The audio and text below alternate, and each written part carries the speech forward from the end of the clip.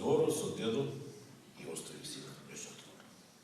Таа и пред тоа имаше голема верба во него, во неговите зборови, во неговите постапки. Сега помисли дека тој навистина е во право. Но што ако се повтори сега во Америка? Одлучи, без оглед на се, повеќе во животот, да не наседнува на сладки зборови. Одлучи, да верува на тоа што ќе го прави, тоа што никој за себе придонесува, а не на тоа што го зборува, што ти ветува. Искуството ја научи да не верува никога, а на дедо. Па тој е човек, маж. Како нему да не му верува? На друг маж да не верува. Згора на тоа, тој тврди дека младичот е навистина зрела личност.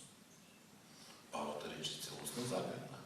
Прво ја остави количката, потоа помагалото за одање, така да сега без проблеми, со мала помош со батерицата што ја донесе младичот, се движи слободно во куќата и дворот.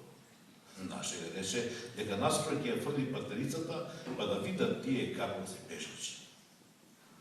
При наредното доаѓање на младичот, бабата и дедото беа крај обалата на езерото у близината на куќата. Така, случајно. Додека девојката мирно пред куќата седеше и читаше на книга на едно мало столче, тој дојде близу до неа, долго ја посматраше, за да на крајот се накажа.